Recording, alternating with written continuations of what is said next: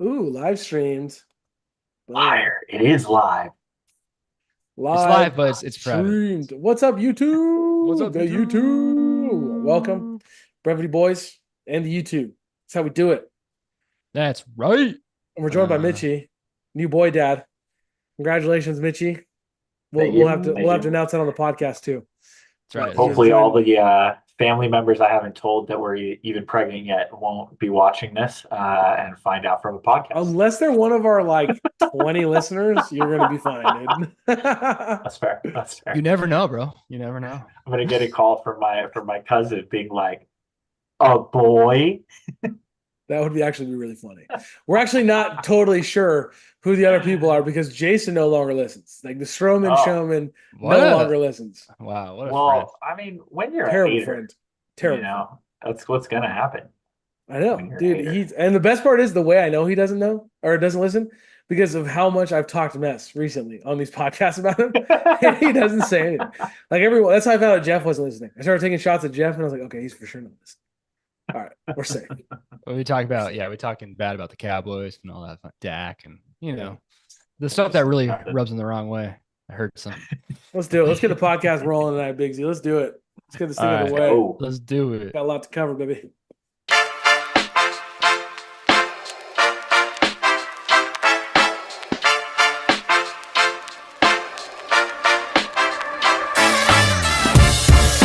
Welcome, everybody. We are back. It is your boys, the Brevity Boys. When we're joined.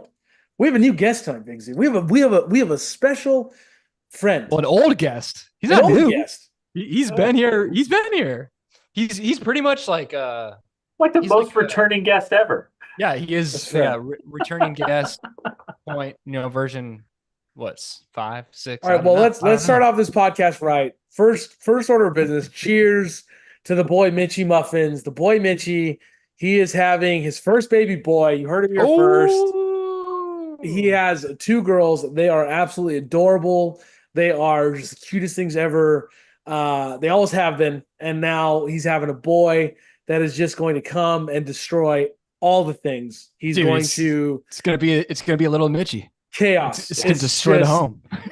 As I found out, like, okay, so I just had my first girl, so I went the opposite way of Mitchie, right? So I have 2 boys, and then I have my baby girl. And what I found was, like, Arwen, she's still messy. Like, she still likes to grab things and throw things and try to put things in her mouth, like all the stuff. But it is nowhere near the comparative distress. Like, if I put her in her little bouncer, she's like, yeah, I'm in my bouncer. This is great. I'm so happy in my bouncer. When I just put my boys in there, like, I'd come back and the whole thing would be in pieces. Like, Oh, what yeah. happened to this? Like, how did you even do this? They bite it up and tear it up. Like, what? Freaking- Like, yeah. Yeah. especially Grayson was just like, Jaden wasn't as bad, but Grayson was just a hurricane, dude. Yeah. I mean, you left that kid alone for 5 minutes and you'd come back and just everything everywhere. It was nuts. But congrats, Mitchie. We're all pumped for you. Congrats, man. Thank you. Appreciate it. Yeah, no, That's- I mean, to your point, Fred, I was hanging out with my nephews, and I don't get to see them a lot because they live in Canada. But I'm sitting here like, oh, my daughters are kind of feral, like they're but like they would sit there and eat breakfast with their fork and. Daddy, may I be excused? Yes, you may be excused. And then I've got the nephews that are just like they can't sit still for half a second. They're like gnawing on a piece of leather. We thought it was a waffle, wasn't a waffle. I'm like, what is going on, happening? dude? Oh, What's going on? Dude, that is, yeah. My That's, daughter sneezes and she covers her mouth. He sneezes and then like wipes his face on his mom. And I'm like, yeah. Yep. And everything. It's like they don't I'm not ready. They don't think about any of it. Jaden has like been talking to me full send conversation. I'd love to say this wasn't recent, but it was probably like a few months ago. And he's like just coughing to me, like talking to me. And then all of a sudden, like this close, he just like sneezes in my face. I'm like, what was that, dude? Like I've punched people for less. What are you doing? He's like, Dad, I didn't know it was coming. Like it surprised me. I'm like, how did you not know you were going to sneeze? Like you at least knew at the last second. He's like, no, Dad, I didn't know. I'm like, I Oh man. Yeah, I'm not ready, but I'm also stoked. Oh, my wife is 100%. more stoked than me, but I was happy to just be a girl. Oh yeah, dad, but dude. She wanted to be a She's- boy dad real My bad. wife was stoked when Oliver came. Like she was just like, yes, boy, I didn't want a girl at first, like I didn't want like our first kid, like she just could be like me. Like, no, I don't want that. Like, I was like, oh, okay. There you go. There you go. Yeah. She just wanted to pass on her legendary genes. That's right. She Right wanted an away. MLB player. She Just wanted an MLB player. just That's knock right. it out. So Hall of Famer. I Hall of Famer, understand. people. We haven't mentioned it in a while. Hall of Famer. Look it up. That's right. Factual. Hall of Fame. Long Beach Hall of Fame. Long Beach Hall of Fame. Anywho, we got a fun episode coming for you tonight. We got some NFL stuff. We got some MLB stuff. We got some soccer stuff. But wait, we talked about Mitch. But Big Z, how was your week, man? How you been? Been good? Good, man. Just working a lot. Oliver, he's going through not some bad stuff, but he seems like he's gotten my gene of just being like super klutzy and just just has no balance or no coordination. He just keeps hitting his head on every single thing. No. Tonight he was getting out of his high chair or his like little booster seat for dinner, and he just completely tripped and like ate it on my chair on the other side, just like flat face, like just like we thought his teeth fell out. Like that's Oh like my gosh. that's the impact he had, but like luckily it didn't. But like he was like upset. It's like it's been like that for a while, which is like I'm like, dude, I'm sorry, like I gave that to you. But he's he learns. He's better off for it. He's learning to get his bearings under him because he's a pretty stout boy. So like I don't know like what's going on, but maybe he's going through a growth spurt or something. But good parenting stuff going through it. It's fun, but he's also still obsessed with me, which I love. Like every time I come home from work, he's just like, Dad, like come here. Are you off work? Come on, let's go play. And like he's like, Mom, don't come in the room with me. Like it's Daddy. I'm like, this is awesome. This is great. This is my dream. So it's been good, man. It's been good. There's something to be said for that. I feel like when the boys were young, I was like traveling for work so much. We like talked about this before, but it's like so when they were younger, I feel like I had to make up time. As they got older, like now I'm making up time. Like we sit and play Minecraft for like 6 hours. Like we can do whatever you guys want to do today. And like build us a castle. I'm like, I don't know why I have to build it. Seems like maybe you could mine your own materials and do this. But we do it, right? And I'm like in their world and like I enjoy it. Or like Jaden just beats me at the show like 10 times in a row. I actually beat him today. And we both sat there. Wow. I walked it off on him. And we both sat there like, what just happened? Like, did I actually beat you? Because that is no awesome. lie, this kid destroys me at the show. Like he knows all the That's controls. a hard game, man. He knows all the controls. Game. He knows like cutoffs. I'm like, how did you cut that ball? Like, how did you even do that? It's ridiculous. Anyway, RB, RB, which I found out today. Now I know it's RB, but then I still threw it to the wrong base because I got really excited. I was like, yeah, oh, that was third base. Dang it. Speaking of video games, Oliver's doing swim lessons, and he's getting to the point like where he likes to go, but before he was, like I don't want to go, I don't want to do it, and so I was like, hey, look, I have a game. I have something that's called a Game Boy. And you can play with it after. And so the last 2 weeks, he's been good. He's been positive, actually doing well in the swim lessons. Haley reports to me. And so at night, on Friday nights, like he gets to play like 5 minutes a game. Well, he's just pushing buttons, but he thinks it's like one of the coolest things. It's like, the retro, like the original brick Game Boy, which I will never give away. And so we were playing like a New Hope, the Star Wars game. And then he picked last week, we started Pokemon Blue version. And I was like, all right, which one do you want of the 3 starters? Oof. And he picked Squirtle. So, and then we beat Gary's ass with his Charmander. And then I was like, all right, that's it for this week. Next week, we can go on to the next town. But dude, it's awesome. It's so cool. I love it. I was like, this is all yours. Like I have like a whole thing of like a whole cabinet, like retro stuff. So I was like, this is all yours one day, man. That's right. So in blue, you can catch the other starters. That's right. Right. Like in blue. No, yellow you can. Yellow you can. Yeah. So red and blue. Yeah. So you can you pick one of the 3. Yeah. So you beat Gary's. So Gary always picks like Squirtle. Well, no, Gary's your rival at the beginning of the game. Oh, that's right. Okay. Oh, no. Yeah, you're right. Yeah, you're right. He didn't pick Charmander. That would have been an easy win. See my old age getting to me. Yeah, he picked Bulbasaur. But yeah, so he's Oak's grandson, Professor Oak's grandson. He's your rival throughout the game. Did you ever do that when you were younger? Did you ever put it on hard mode and grab Bulbasaur just to like see? just to see, Oh to see if yeah. you could do it. Oh yeah, dude. I Bro, beat it with Solar all Beam? three of the. Solar Yeah, Beam Solar was the Beam. cheat code. Yeah, man. Easy money. Easy money, dude. Well, Easy let's jump money. into it. I had a good week. It was hot. I'm not gonna lie, it was hot. I'm getting burns in places that I didn't know that could be burned. So I put sunscreen on and then I get burned. Today I got burned like right here. If you're on YouTube, you could see it. If you're on the podcast, I'm pointing like just below my eyebrow, a place that I didn't think needed sunscreen. And I was like, Interesting. why does it hurt so bad? And I like took off my sunglasses, like, what the heck? Like, how old am I? I got burned on my eyelid. This is ridiculous. Anyways, we're jumping right in. Listen, the first thing we got to start with, Big Z, dude. Big Z, what's going on up? with your boy Ayuk? I mean, we're not getting any updates on Ayuk. Bro, I have no clue, bro. I don't know. Like I thought like 2 weeks ago we had come to a conclusion that he's being traded. And then last week it was, oh, they're progressing on a deal. And now all of a sudden the Commanders are in it because they traded Dotson away and they have all these a plethora of draft picks. And the Niners apparently offered him 30 million a year and he's just stopped showing up to camp yesterday. And I'm like, what's going on? I don't know. Like at this point, like just trade him. Like it's a You didn't distraction. see what he did today? Yeah, he liked some people's Yeah, he posts of did. him in like in a Yeah, he Steeler did. uniform and also in a Commander Yeah, he did. uniform. But Again, He's they're coming. not going to trade with the 30 million. Steelers. They're 30 not going to million. trade with the He's Steelers. coming, bro. He's Their coming. offer is terrible. But 30 offer's million fair. dollars. That's the thing is, and somebody talked about this the other day. It's funny. I was listening to the Ballers, I think, and they were like, "Look, just pay him his money, like blah blah blah blah blah." And in my mind, I see that because like I get it that that's typically how it ends. But at the same time, like they offered him 30 million. Like that's not nothing. That's what Tyreek Hill's making. Like it would make him like a top 4 receiver in the league. Which he's not the best receiver in the league. He's just not. He's not. Like I like him. He's a great run blocker. And he's they've great. They've come up from 26 all the way to 30. So I think it's it's probably the guarantees because you can manipulate annual average value. Like it could be really 25 the first 3 years and like make the last year like 45. So it may be that maybe like it may be something like that.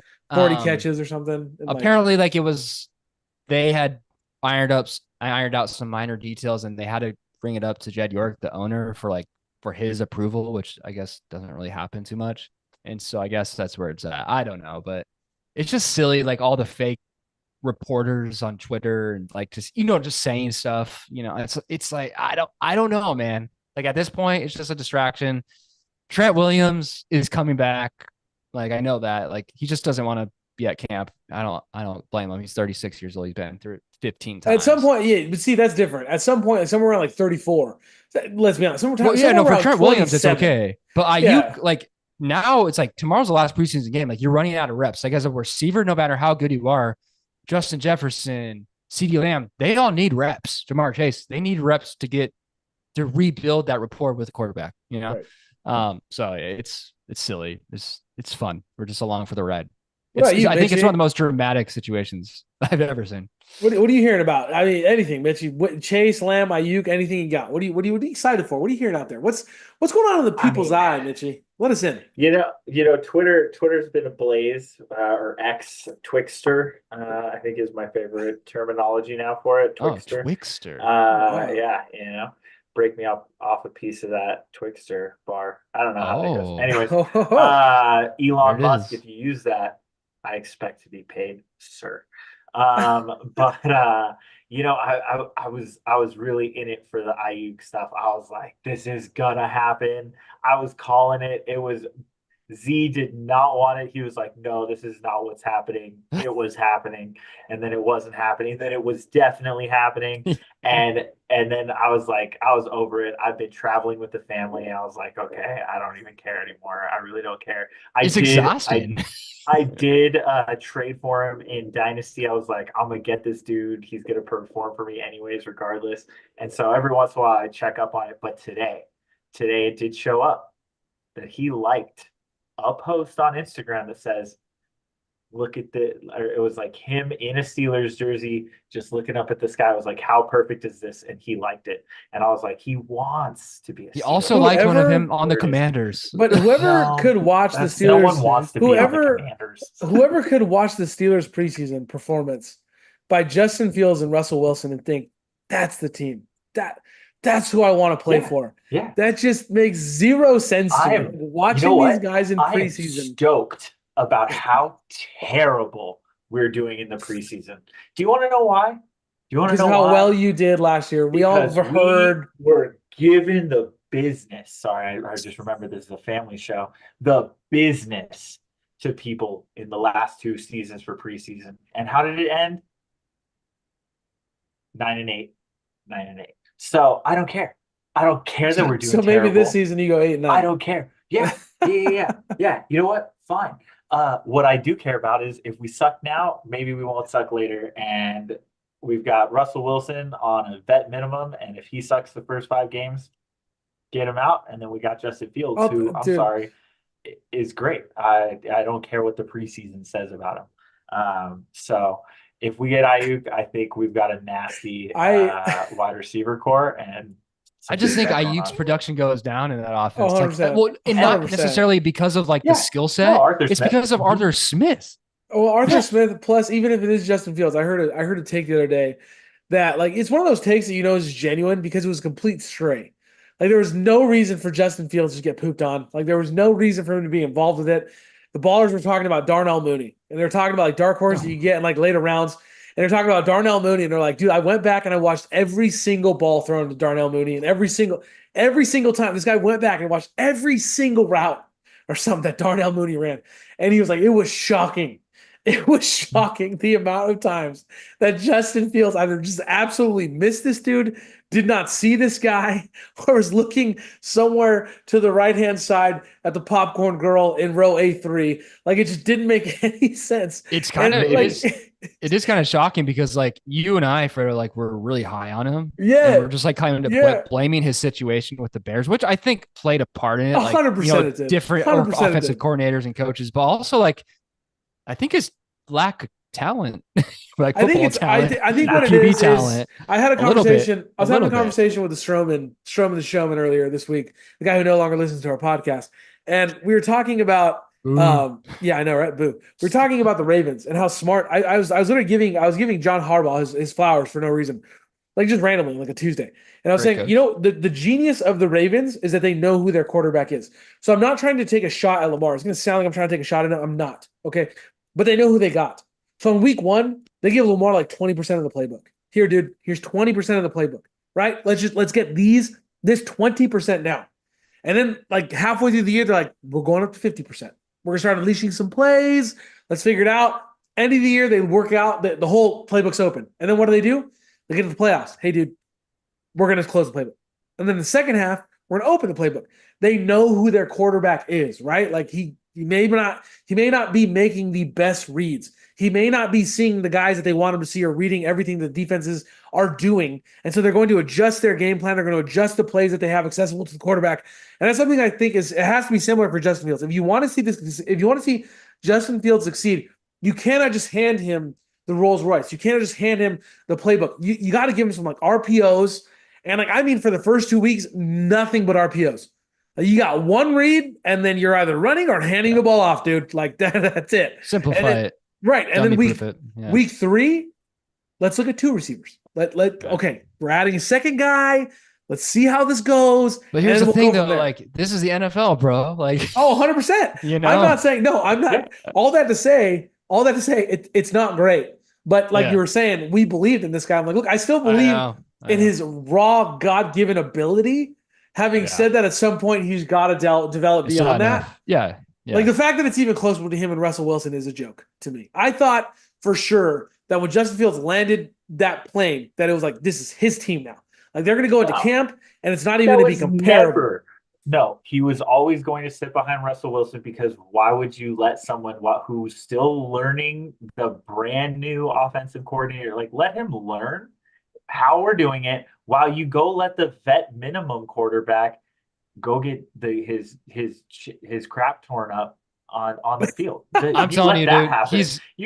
You let Russell him, Wilson hey, is going to win you figure it out. games, bro. I'm He telling you. is. Not He's going to gonna lose win us games. games for sure. I don't think he's going to lose us games. It can't be worse than it I- was last year. It can't be worse It's than it was. not going to be worse than it was last year because we got rid of our terrible Matt Canada BS that it was last year. We got rid of Trubisky and we got rid of Kenny Pickett, who I never believed in anyways, never for a minute. That is That my guy was favorite just thing. garbage Mitch from actually sent day me Mitch Mason one. Mitch Rudolph. Mitch actually sent me the guys from Wolf of Wall Street that were like, I do not No recall that. recollection. Oh, I yeah. have I don't no recall that. recollection of That those was events in funny. regard Yeah. to him. Never I was like, happened.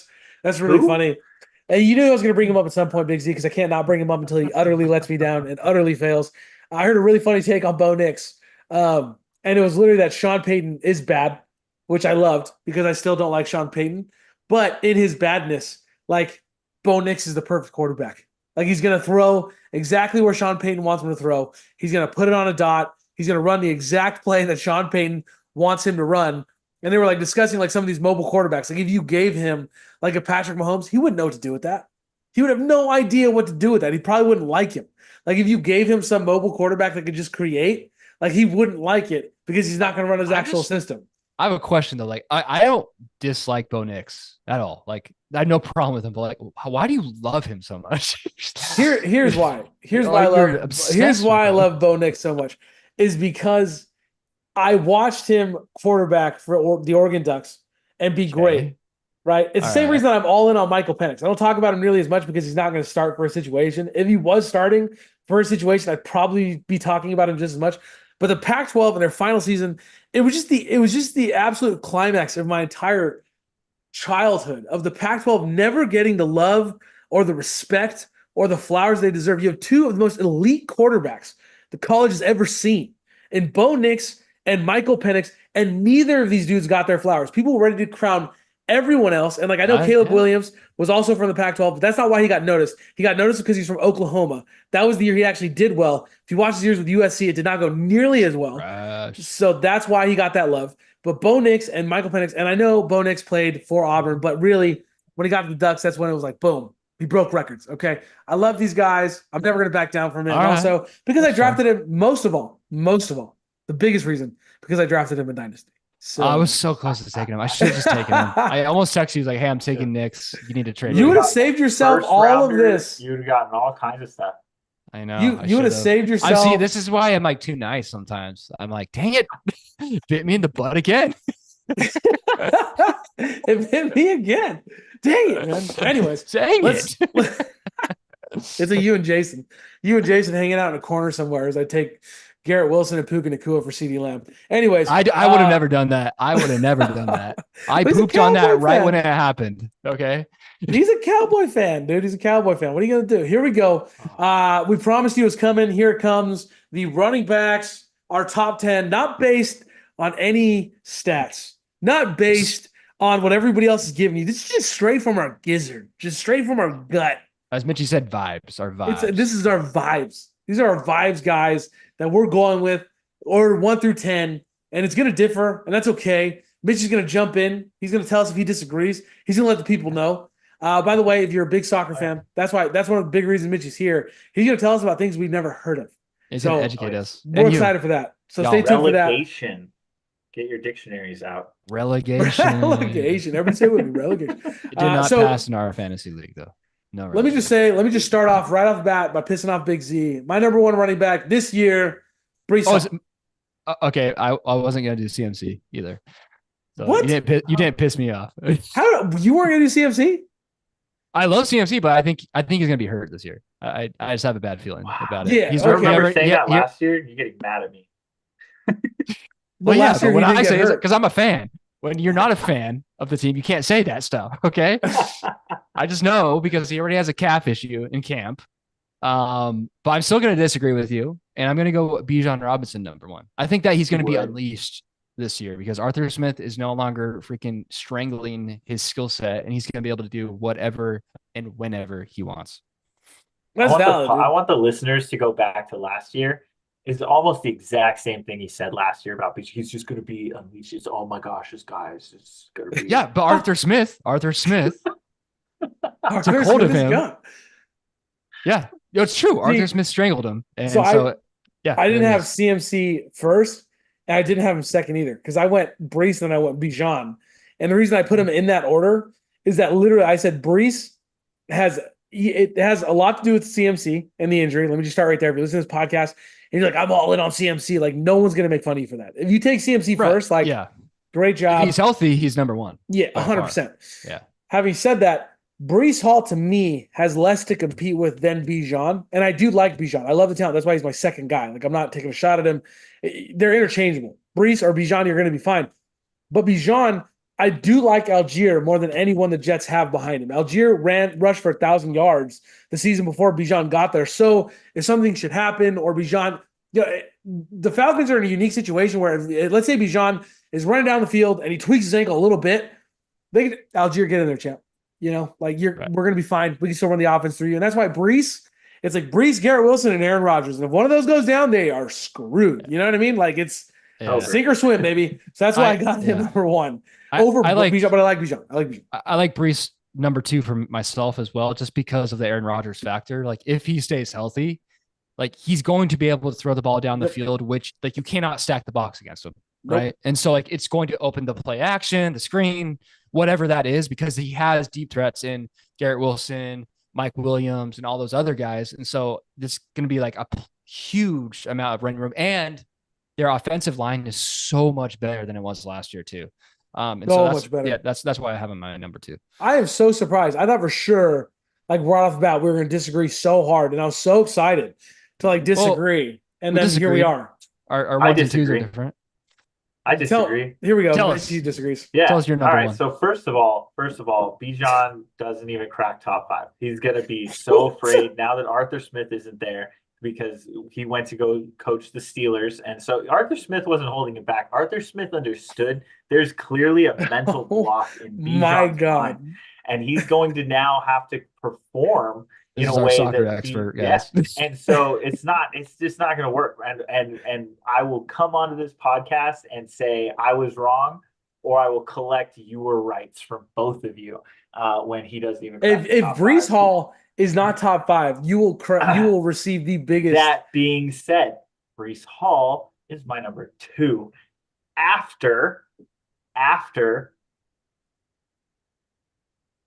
Jonathan Taylor. And I think Jonathan Taylor is he's scheduled to do really well. I think that Richardson ain't as good as a lot of people are saying. I don't think he matches his ADP, and I don't think he's going to take away from JT. I think JT is undervalued, quite frankly, and he's my number 1 right now. I have sent out multiple trades for Jonathan Taylor in our dynasty. I wasn't able to get it across the line, but I actually like that take, and I don't mind Jonathan Taylor. I'm not taking him anywhere near like number 1 overall, but if you wanted to rank him as one of your highest running backs, I actually don't mind that, especially when we're hearing things like out of this joint practice where the other team is getting frustrated for the Indianapolis receivers, telling their quarterback, hey, throw the ball.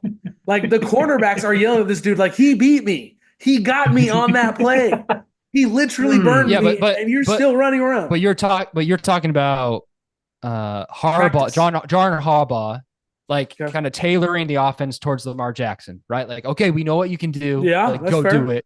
That's it. Shane Steichen's going to do the same thing in the regular season. He's going to make Anthony Richardson run, and he's going to take away touchdowns from Jonathan Taylor. And if you're talking about fantasy value, yeah, it goes down in that regard. Like Jonathan Taylor's a great running back, but he only excelled when Gardner Minshew was the quarterback last year. When Anthony Richardson he wasn't that good. He had a really bad start to the season. He had a really good second half of the season because Richardson got hurt. And so Jonathan Taylor to me is number 5. I put Kyren Williams above him. I put him at number 4. Wow. Okay, so we're going everywhere, but like it's perfect. It's perfect. We're not that podcast that's going to give you like a succinct top 10. We're not Brevity. That's the whole point of a name of our show. Listen, we actually nailed this. JT is my number 5, but I went a completely different way for number 4, and we can talk about it. I went Saquon. I know that he's older, but Saquon to me, like I just can't. The same issue with Saquon and Jonathan Taylor, I think.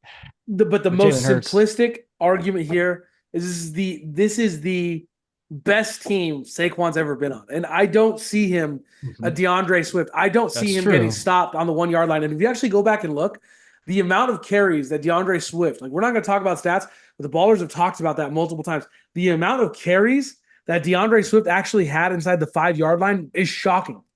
he had like 30 something carries, something like that inside the 5, and he didn't produce.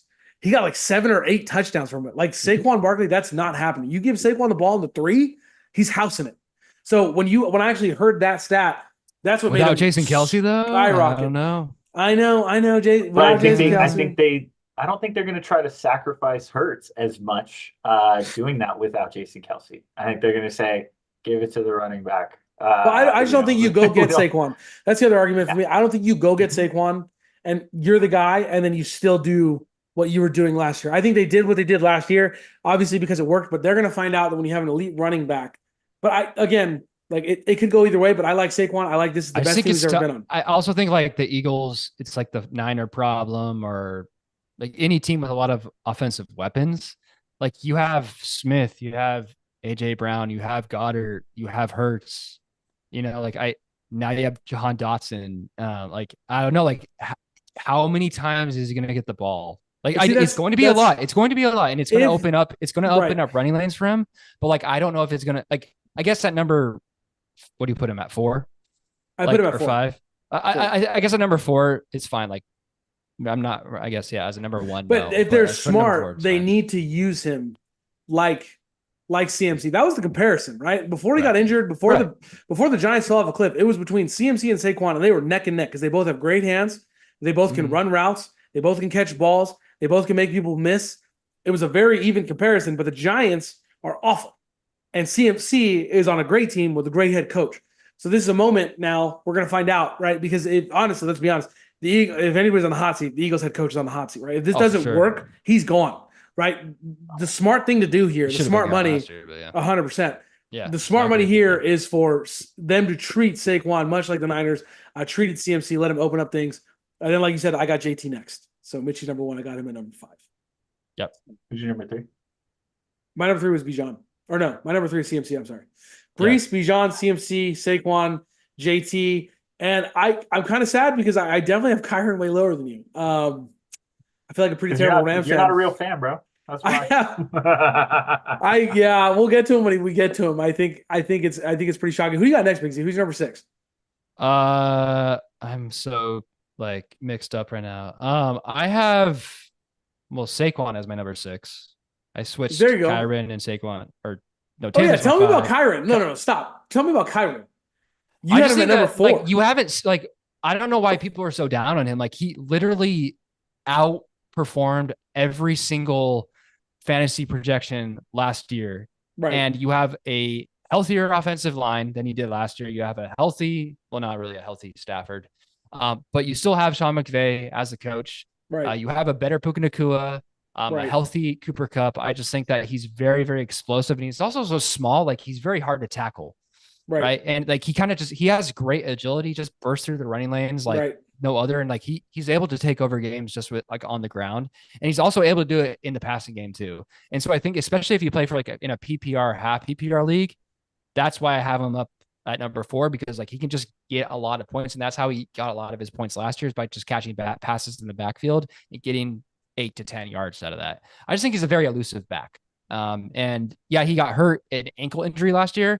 But besides that, like he can take beatings like in the upper body. So I think he's gonna be good. A lot of people talk about Corum taking over and getting a lot of touchdowns from him. Like he may get a few, but I just think that Kyron has earned Sean McVay's trust and like earned that starting role. So yeah, I just think he's that good. See, I have Kyron. I don't doubt Kyron. We're ranking the best, like most efficient running backs in the game right now. He was one of like the most efficient running back though, like last year. Like, I know. If he wasn't hurt, we weren't going off stats. I thought we weren't going off stats. Well, that's where I test. Like, I test. Well, that's what I'm saying. I test. He was freaking amazing. I know, I feel bad. I feel bad because I put JT, right? I put Saquon, I put JT, and I put Etienne, and then I put Kyron. So I had like 2 guys. Oh, I put Etienne all the way up there, man. I just think a lot of people are sleeping on this guy, man. He's the clear-cut number 1 running back for the Jaguars. They don't have a ton of options. Obviously, already Christian Kirk is not out there right now. I like him a lot, dude. Ingram, I think a lot of people are overselling Ingram. He's good. Is he going to be an elite tight end? I don't know. I don't like his ADP. I have not gotten him in any of my drafts. If you like him, cool. Thomas, I know everybody's super high on him for whatever reason. He's had like 4 catches in the preseason. I genuinely do not understand the hype that's like going around him right now. Like everybody's talking about him, and it's great. If you like him, that's fantastic. I understand. I read the description on Sleeper, just like everybody else. He's got the big body. He's a true number 1 wide receiver. It's gonna be great. Like, okay, cool. But Trevor Lawrence has never been that effective to me in the NFL. Never been that effective to me. And so for me, for this team to work, it's got to be Etienne. I think they're going to feed him the ball a lot. I think he's going to have a great season. He catches the ball well, and he's one of the only running backs.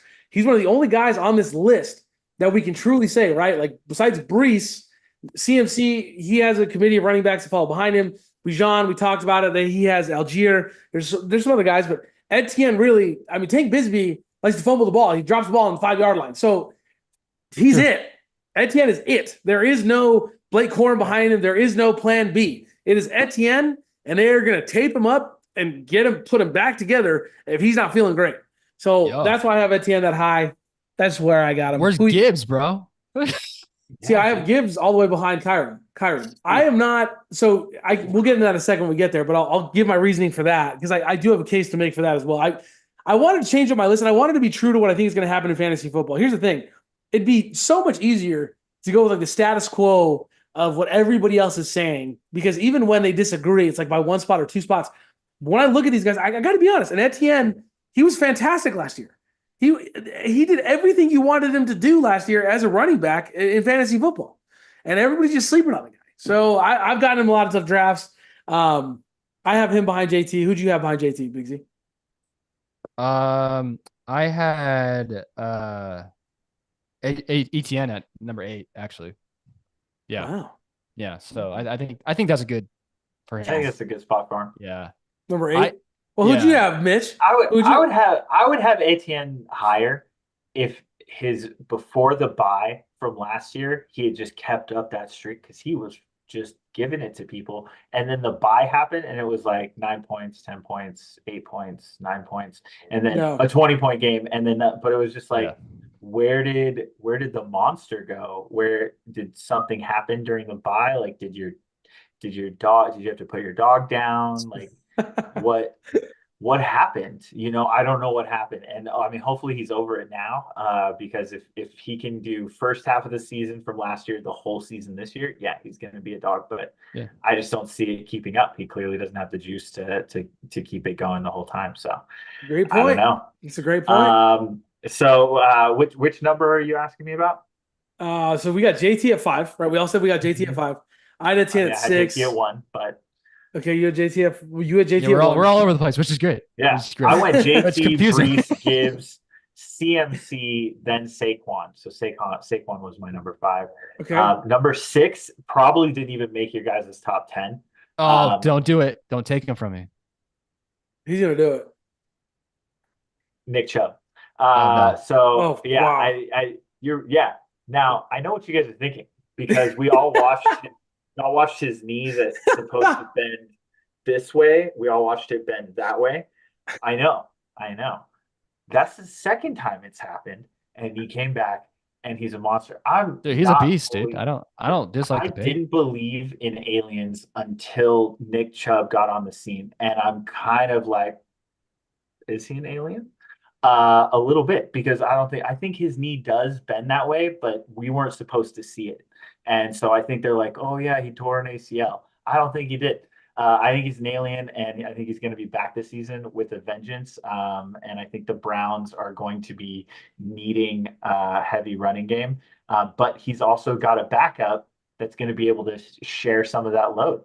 I mean, Najee Harris, you guys definitely don't have him in your top 10. That's fine.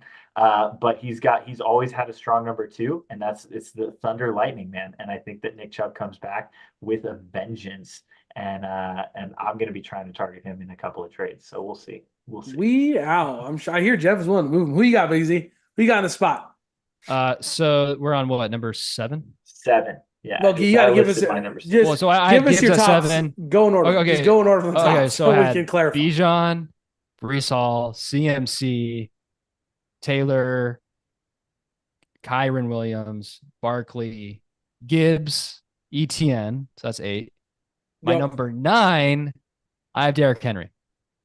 Yeah, we agreed again. Look at us. Yeah, I just think that people are like hating on him for being like in a terrible system last year.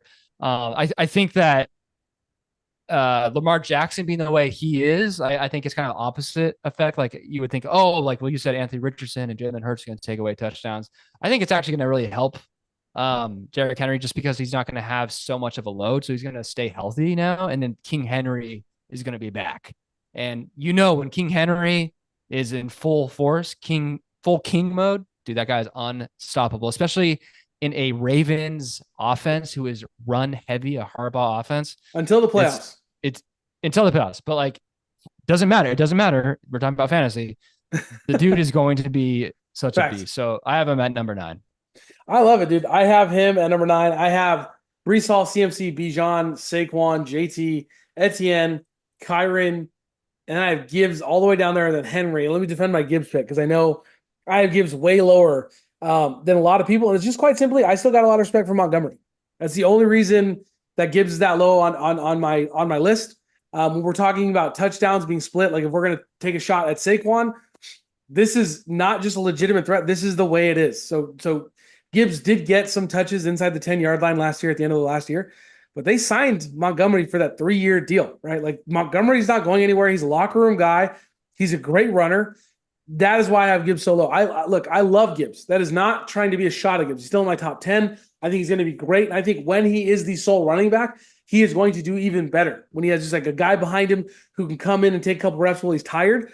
But that's not Montgomery's role. Montgomery is not the breather back.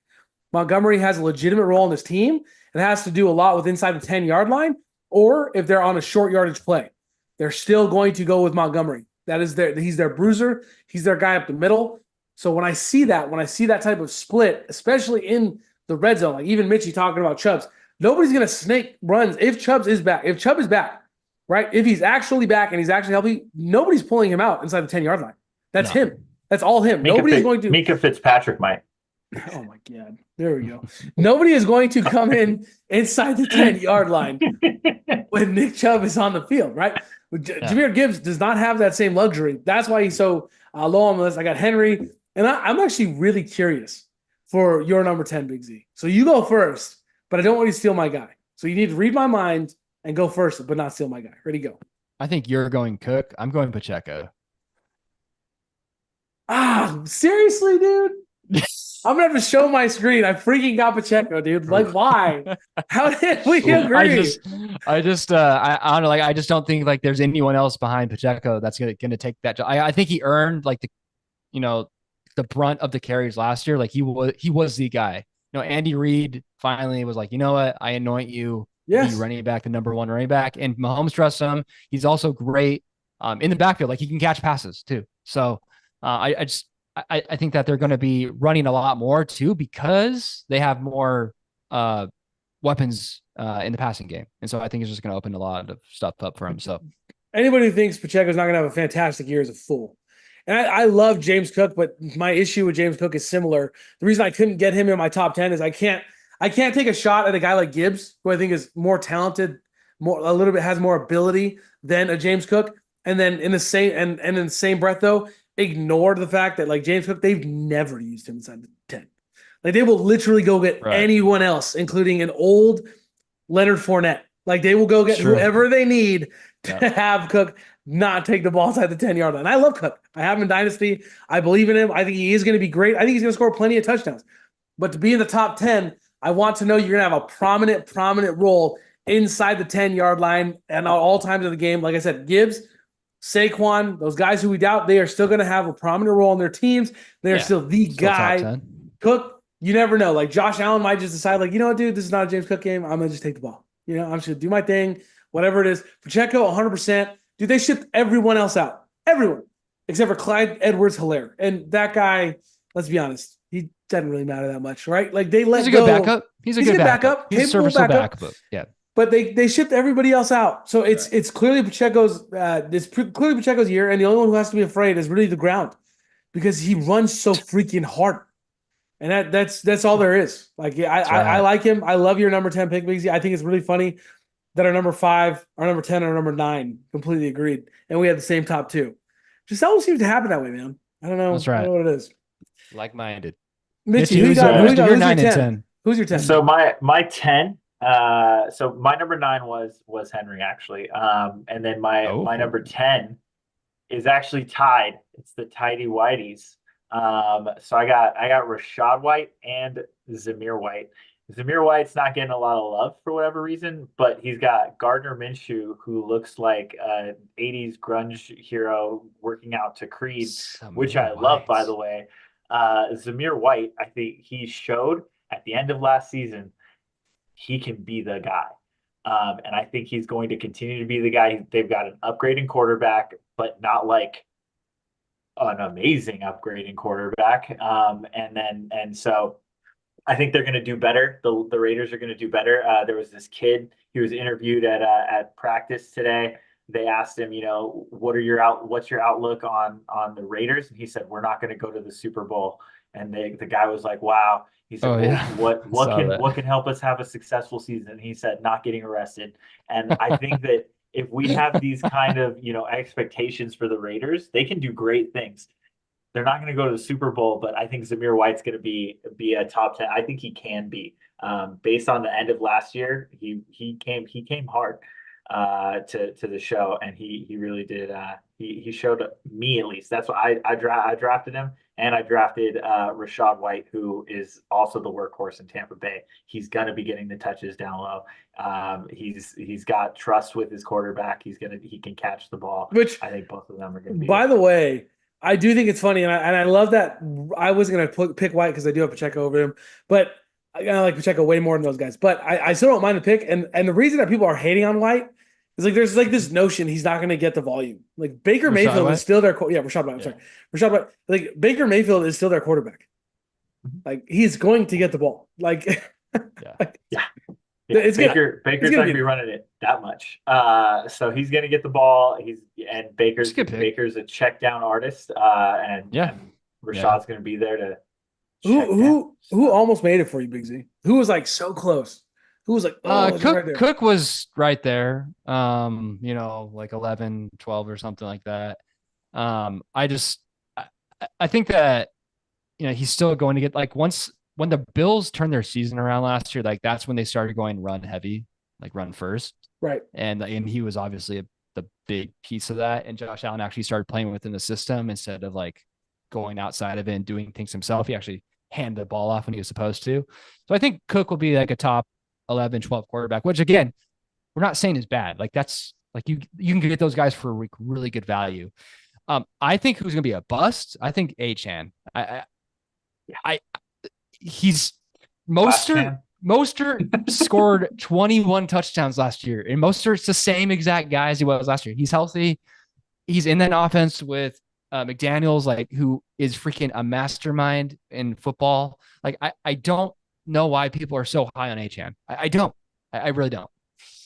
And they have, like, they just picked up this other rookie, right? Like I don't even know. I don't even know his name. I don't know his name. I think it's Jalen Wright, maybe. I think it's Jalen Wright, maybe. But they have a bunch of fast guys. Look, and the reality is that efficiency, right? Everybody looks at, he got 20 yards per run. That's not going to happen again. No. I like him, but I'm with you, Big Z. Nowhere near my top 10. My buddy Jeff, I literally just sent a tweet. Like my buddy Jeff, I sent a tweet, and it was about Achane, and he was immediately tilted. Like, you just must be obsessed with this guy because you're always talking about him. Like, no, I just shared an NFL tweet.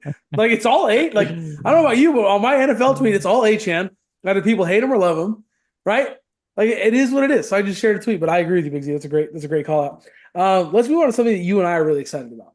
And the rest of the world needs to get more excited because, Big Z, the baseball playoffs are coming. And this year I'm so fired up, dude. There's so many good teams. And the last few years, the teams that have dominated are not dominating. So we are going to have multiple.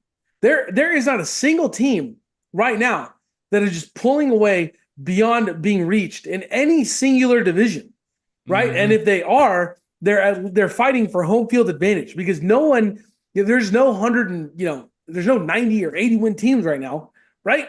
Like it's crazy, Big Z. Like Well, baseball is so much fun to watch. I mean, people like to poop on Rob Manfred a lot, but like two of his rule changes recently have made this possible. The expanded playoffs and also changing the schedule where everyone plays each other every single year.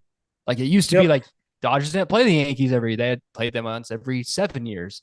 And now it creates a more balanced schedule. People are starting to beat each other up because you get to play that talent at least twice a year.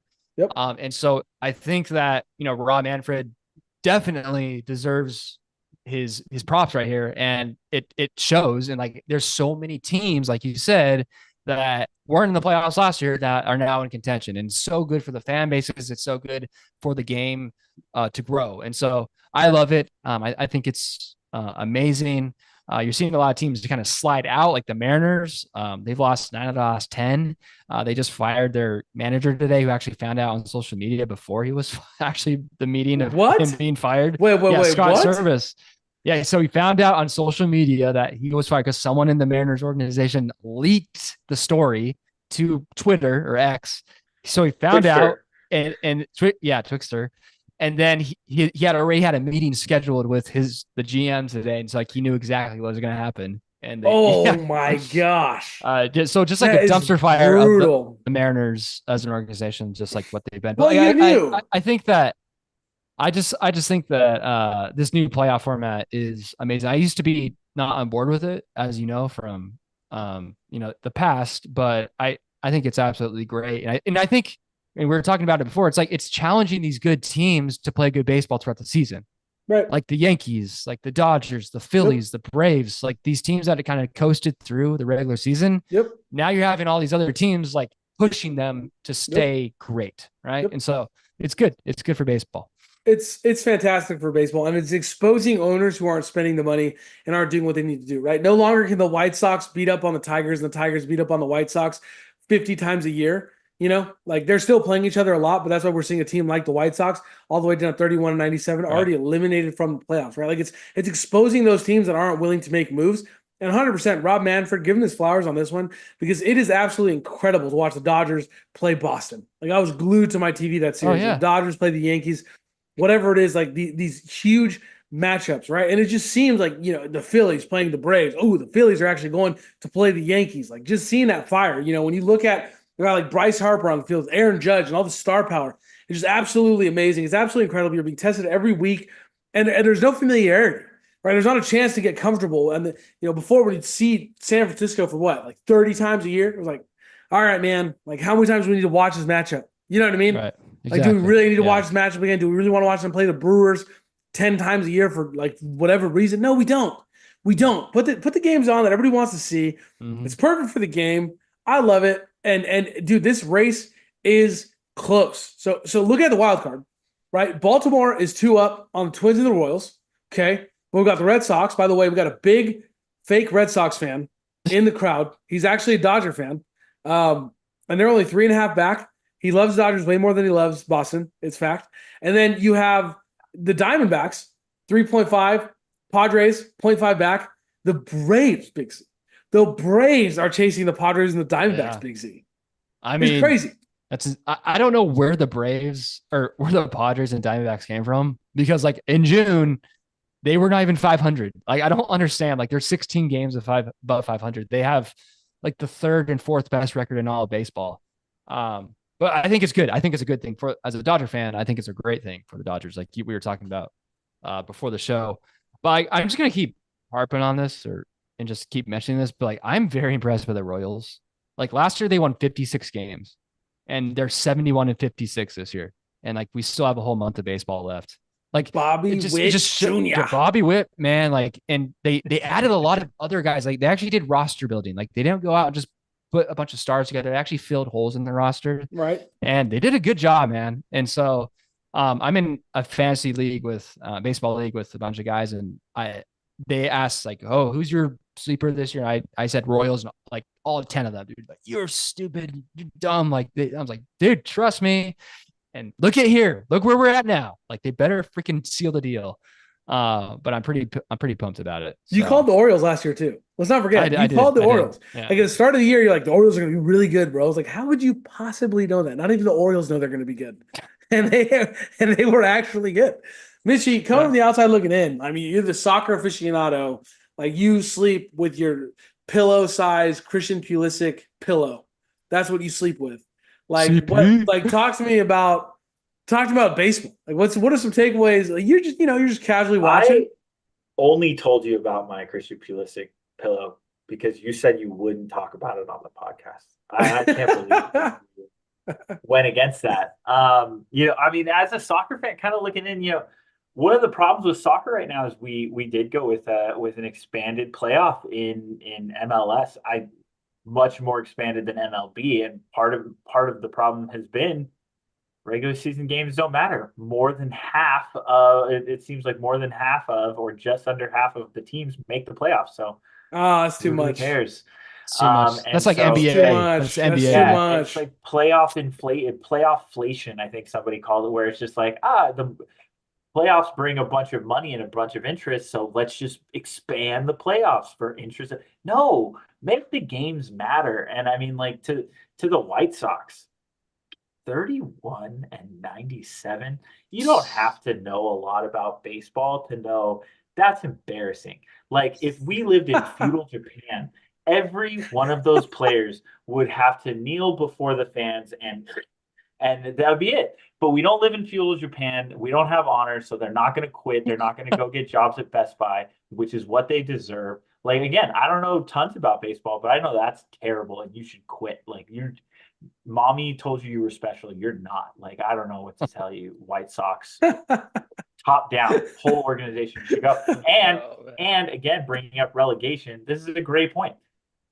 Maybe we shouldn't have such a monopoly. Maybe those teams that are, the minor league teams should have a chance to come up, because I think there are some minor league teams that might Bring up the Bananas. 31-97. The Bananas come up and are better than 31-97 right now. Oh, absolutely. Off the couch. Twerking right before they throw a pitch. Yeah. Who doesn't want to see that? I'd see that for 31-97. I'll tell you what, if the Bananas came to the MLB, female viewership triples. Just like that. Yeah. Triples. Yes. Hands I feel down. like there's a lot of female viewers for MLB, like probably more than most sports. That's Like probably there's like a lot of good looking guys, and you see like at Dodger games, like there's a lot of women. Just so it's like, what do you do? Not be around your husband or your boyfriend while baseball's on? It's every day during the season. Every day. Bro, there's a lot. Like, Football, dude, my wife loves baseball. It's true. She played softball. Yeah. All I'm saying is the Savannah Bananas come in, they immediately fit in. They're dancing. Oh yeah. It just helps. But you're right. I mean, I think they do a much better job. I think also like everybody grew up. A lot of people either grew up playing softball or baseball. Like they know the rules, they know the basic fundamentals. They market it well too. Like I think they just market the game. They don't market it like. Yeah, I convinced you like hockey, right? And like it wasn't that hard, right? And now you're like all in on hockey. But like baseball, there's a couple complicated rules for the most part. 3 up, 3 down, hit it, and run around the bases equals a run, right? Like you don't realize until you're watching a sport like hockey, and you're like, hockey's not even complicated. Just enjoy the game. You're like, well, what just happened? Well, he hit it from that side of that red line, and it went to that red line. So if it goes from that red line to that red line without touching a player, it's actually icing. But then if the puck crosses that blue line, it's not the first thing across, but he can actually be across. But as long as the skate is on the other side of that blue line, it's not offsides. Like all of a sudden, it's like, oh, okay, I get it. It's slightly complicated at times. So it makes sense. There's like a simplicity to baseball, but it's also arguably the most complicated game once you actually get into it, start understanding it. I mean, half people don't even know what a first and third is.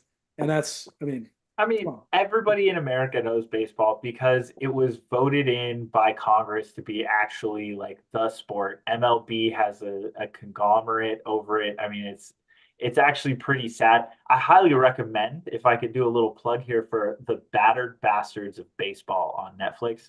Wonderful documentary about independent baseball leagues that were literally destroyed by the MLB. I'm not going to stop loving the Red Sox and liking the Dodgers because of it, but it does make you look at the MLB and go, it's kind of gross. Yeah, well, I'm sure it's happened with a bunch of other. I was saying we've also done worse. Look at some of the stadiums that were built. Check it out. Go look at how Dodger Stadium was built. They've done worse. We're from LA. We don't talk about that. The Mets and Padres are going to play this weekend. That's going to be a huge series. If you're looking for something to watch, besides the Little League World Series, which I've watched so many games of, I've watched the highlights of every game. If you need something to watch this weekend, check that out. That's a huge series. Both those guys, they're in contention, right? They're in contention. Astros, Orioles, that's going to be a big series. You got Diamondbacks, Red Sox. Both of those teams are in the hunt. They're playing Friday at least. I mean, there's some great series. There's a lot of baseball going on. Phillies and Royals. Royals get to test themselves against Right. some of the best in the league. So there's some great series coming up. Check it out. Rays at Dodgers. Don't miss that. Rematch of the World Series a few years ago, 2020. Check it out. Baseball is super fun. And we will keep you posted on everything that we can. Now, without further ado, Mitchie has come here with a singular purpose. A singular Educate purpose. us. Educate us. Tell us about soccer. Or should I say football? Well, no. We live in Football. America. It's soccer. Sweet. And so we call it soccer because that was the original name for it. And then the English decided to change the name because I don't know, something about the See, Queen is something I weird. already learned something. Oh, man. So there's a lot to the name. It's soccer. Soccer is correct. And most places in the world call it soccer, just like most places in the world drive on the right side of the road. Sorry, England. You lost the war. Suck it up.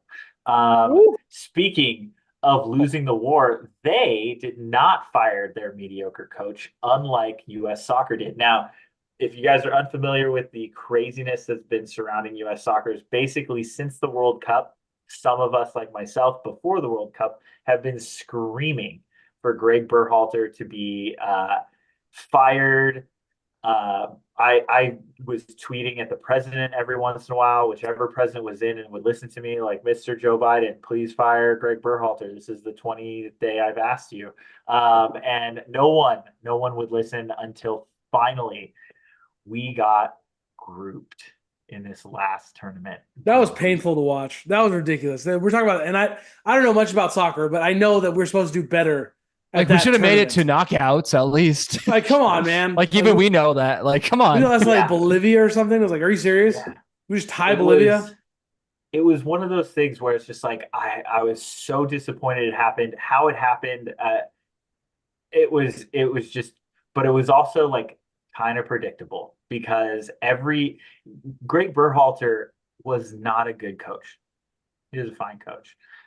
Most coaches, when you don't do well in the World Cup, you don't get a second chance at a second World Cup. You gotta, hey, especially when we're dealing with a golden generation, right? And that's where we look at a lot of our players like Pulisic, Reyna, Dest. We've got this immense talent in our player pool right now in the U.S.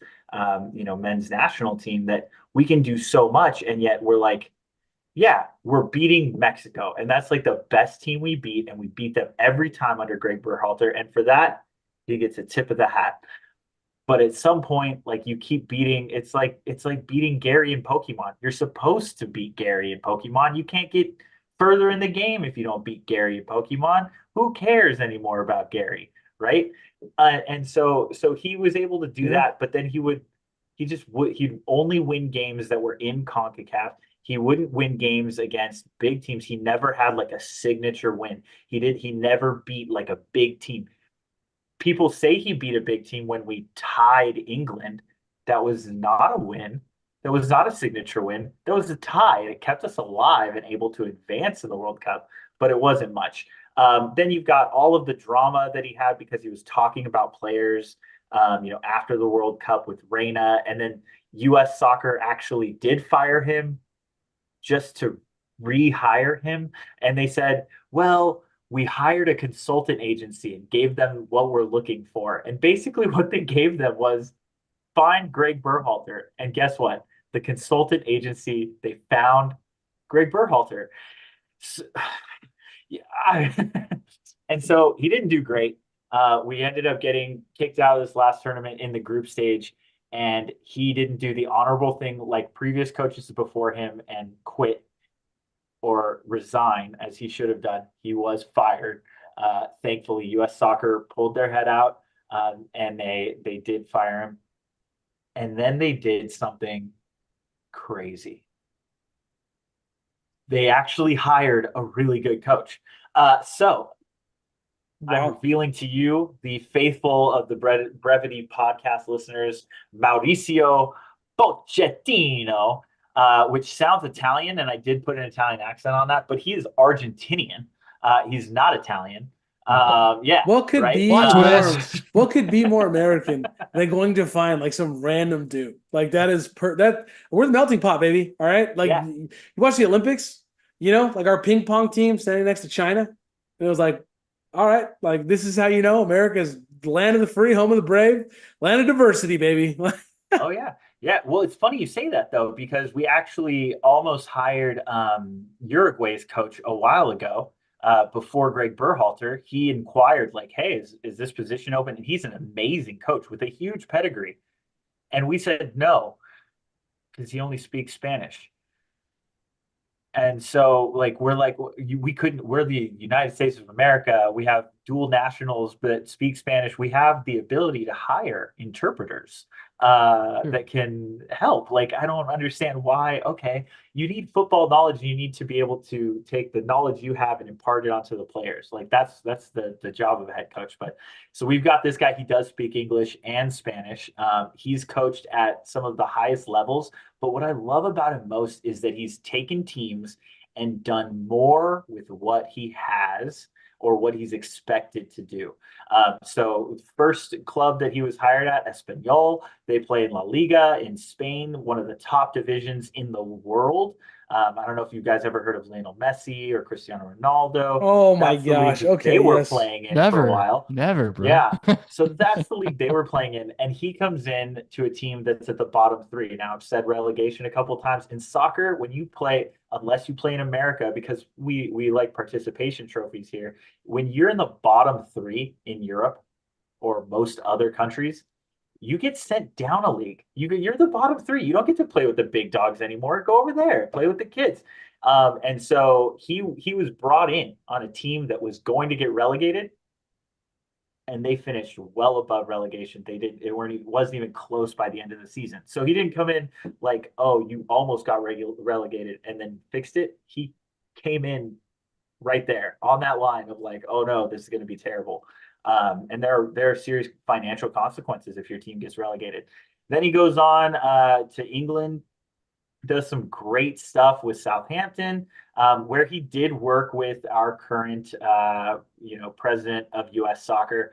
And then after that, he goes to Tottenham Hotspur, works with the likes of Harry Kane. He actually brought him out of the academy. They get to first time in Tottenham's history, they get to a championship final. They almost win the league a couple of times, and then he goes on after then, he goes to Paris Saint-Germain and he coaches Neymar, might have heard of him, Oh. Mbappe, maybe the best soccer player currently roaming around the world, even though there's Messi, but like actually like really good at That's soccer. why he went to Real Um, Madrid. That's where the best go. Messi, yeah, and Messi all on the same team. So he's going to come into this U.S. soccer team. He's not going to take the attitudes of players that think this is my team. No, this is his team now, and you're going to do it his way. And if you're not playing well, if you're not doing it right, you're not going to get the same Berhalter that was just like, yeah, man, we're vibes. I brought aura and like check my shoes out, my bounce pass. We had players like Tyler Adams, who was our captain, saying, "Oh yeah, when me and Greg talk, we never talk about soccer." Wow. The hell do you guys talk about? Like, I mean, I'm not saying you can't be friendly with your coach. I'm not saying you Yeah. can't, be like your coach can't ask how your kid's doing or your wife's doing, but like, what are you guys talking about? So that's not going to be happening with him. He's not going to be wasting time. I cannot wait to see what happens. He's got a limited amount of time to learn our players and get us into the World Cup, but from what he's shown, he takes limited amount of time and takes teams further than they're expected to go. So I can't Don't wait. don't we get an It's going to be automatic a good bid this time. time in the World Cup because we're hosting We it? do we do get an automatic bid, so there's no like question of us qualifying, which Thank is nice. goodness. But I don't think I with Berhalter, if it had we kept Berhalter, I think he would have just been like, we get an automatic bid. Who cares if we qualify? I think he's going to come in and be like, no, we're playing World Cup qualifying. Oh yeah. We're playing it hard. Well, And if you isn't don't want to play hard, you're not going to make the team. is it? Yeah. But That's isn't that fair. also why it's so Yeah. important to finish well and to keep your standings? Because before this Yeah. last tournament, the U.S. team, I think they were ranked number 11 in the world. Like we were finally getting that respect from the world, and then all of a sudden we go out to a team like Bolivia. It's not great. Yeah. But isn't that why it's so important when we're going to a tournament like the World Cup, which is coming up very quickly here? We're going to cover the heck out of that. Mitchie's going to be on here all the I'm going time to giving be at updates. multiple games. It's going to be amazing. But isn't that why it's so important to be ranked high? Because they typically won't put like Brazil, Portugal, and you know, I don't know, That's what you would think. in the But same no, group. it's not actually like that. So in the World Cup, in most tournament draws, there's a couple. So like this last tournament, it was they separated out kind of the first seeds all into different groups, and then it was random. Oh, okay. But no, for the World Cup, it's a All random random. draw. And so that's where you get groups of death, where it's like Spain, Germany, and England. And it's like, Yeah. well, only, two of them are supposed to make it out. But where does the third one go? And there's no like wild card play-in spots in the World Cup. I think they are going to be changing it to more groups, but only one team making it out of the group, which might be interesting. It's going to open it up to more teams, more countries being able to play. But we'll see how that works. And I don't think that's going to be happening for this World Cup. But yeah, so we could be grouped up with Germany, Spain, England, and us, Oh, and then I was it's saying, but if like, they did that, yeah, you'd almost have to ensure if they went that route, they'd almost have to guarantee that like you wouldn't no, have a group of death. If one they team is going to have make it no, out, they would. That's what they're gonna do. They're gonna. I mean, it would be weird if they just took, oh yeah, the top 10 teams are all going to be in separate groups. That's kind of collusion, and a lot of people in FIFA and have already gone to jail for collusion and stuff like that. that's true. Thanks FBI. So I FIFA. don't think, Talk about a yeah, league that's messed up in the past. It's way more than more MLB. It's another FIFA. great documentary on Netflix, I gotta say. Yeah. But I couldn't be more excited. Number one, just like I crapped a lot on US soccer. We've made some really terrible decisions. We're a little too buddy buddy with MLS. But they made a great decision here. It wasn't necessarily like I think I wanted Jurgen Klopp, who basically was like, I just want to fly fish in Montana for the next 3 years. I don't want to talk about soccer. And I was like, just give him Montana, give him the state, let him have it if he'll coach us. But he didn't go for it. I don't know if they offered him the state. He might have done it. But this coach is going to be great. He plays fast press soccer. All of the statistics for his players that play under him, like all ran more than any other team in their leagues. So I'm excited. It's going to be a good time. Worst Nice. case scenario, we're at least going to be running our asses off and trying to win. Not like Berhalter ball where we just sit back and wait for the Defend. other Yeah. team to make a mistake. And it's like, well, we made the mistake 3 times. How about we just try to attack them? So we'll see. We'll see. I've got a lot of hope. That's why I'm repping my USA gear again. That's right. Not that I It's ever proud. stopped. We had the Olympics. I had my 3-year-old and my 1-year-old going USA, USA at everything, everything. Boom. There it is. Well, this has been fun. Big Z, we talked some NFL. We talked some MLB. We talked some soccer. I learned. I learned a learned about ton right soccer. now. I learned so I know. much right now. It's like Soak it drinking through all a in. fire hose. I Yeah, know. Well, you're how would welcome. you do that with like the NFL? Like what? Like the MLB? I guess you'd have. It really would be like teams like the Savannah Bananas, or you'd have to like find independent leagues, right? You'd have to No, find just minor teams. league teams. The top Yeah, minor but league what? teams. But then what? The Dodgers are going to play against themselves. They're going to play like the Drillers. Yeah. All right. Yeah. Make them independent. Make them No, you independent. make them independent, not farm teams anymore. And Yeah. and then Yeah. they're able to do revenue. They're able to Yeah, get but their does that communities screw up? involved. But does that screw up like an MLB's farm system? Like if you have a top. No, yeah, NFL doesn't have a farm No. system. College football is their farm system. You know, it Yeah. still work. They'd still Oh, It's I'm not. sorry. I thought we were talking about the MLB. I'm sorry. So get. No, we NFL, were. dude, It's We my were.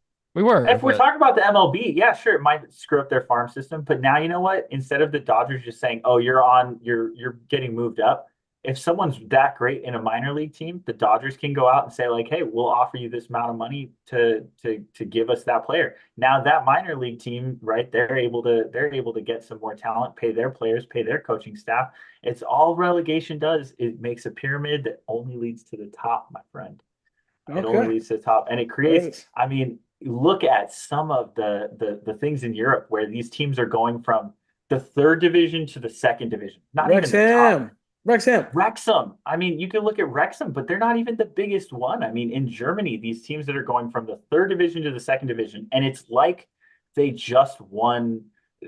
I mean, the entire Olympics. They won gold in everything, and the returning heroes have come home. They're throwing parades for these people.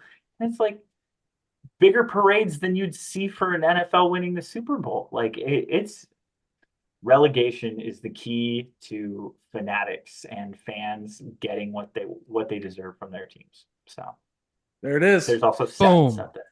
Heard it here first. Big Z, say bye to the people. Bye, people. Relegation. We're gonna relegate some fans next time.